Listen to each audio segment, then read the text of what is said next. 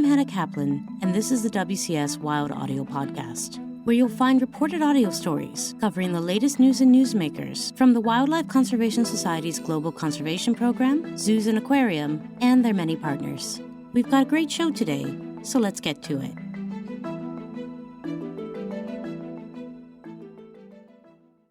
A leopard, a giant pangolin, a group of forest elephants. They can be almost impossible to spot in the wild.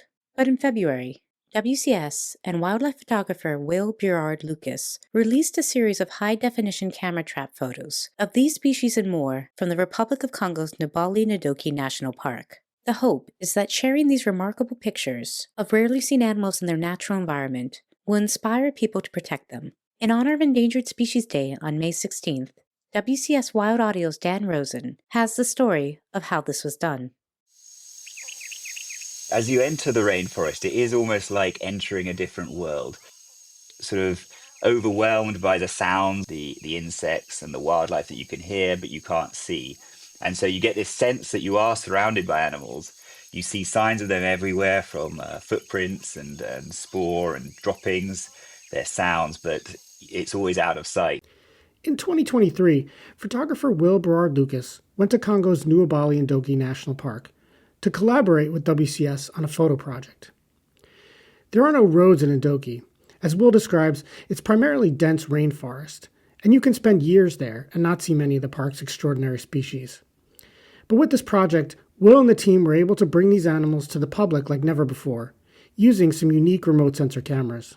The concept is exactly the same as a traditional trail camera that researchers have been using for decades. It's got a camera, a sensor that detects when the animal's in front of the camera and triggers the camera and often a light at the same time to expose the photo in low light. One of the special things about the camera traps Will has developed is they use high-quality DSLR cameras, the same type professional photographers use. He also sets up the flash off-camera to illuminate the scene better. And really that's one of the key steps, is by getting the lighting away from the camera, getting it off camera to the sides. You get much more natural looking and artistic lighting. And so that makes a big difference. For this project, Will placed 5 of these setups around Ndoki, and he and the team kept them running continuously for roughly a year. That was not easy.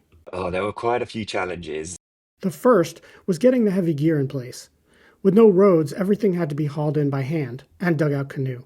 Then once the cameras got deployed, really it's the humidity that you're in a constant battle with, because sensitive electronics and humidity don't tend to mix well. They built protective housings for each piece of equipment to help keep the moisture out. But that wasn't a perfect solution. One camera wound up too close to an ant's nest, for instance, and the ants ate through the protective seal. The elephants were another big challenge. They like to mess around with the gear, and if they pull something down or even just rub against it, it's quite easy for them to kind of break a seal and let in moisture that way. So we had one camera about halfway through the project that got a bit too damp thanks to an elephant pulling it off its mount. But Will and the team persisted because they felt this work was important. This wildlife is there, but it's so rarely seen by people. Showing people what it is that we're trying to protect, and why these habitats are important, illustrating the richness of wildlife that lives there. Those are sort of challenges that I think conservation faces, and where high quality imagery can really help form that connection and inspire people to celebrate and conserve these places. One of Will's favorite pictures from the project is of an African golden cat, a small cat species that hasn't been photographed much in the wild. And there are others.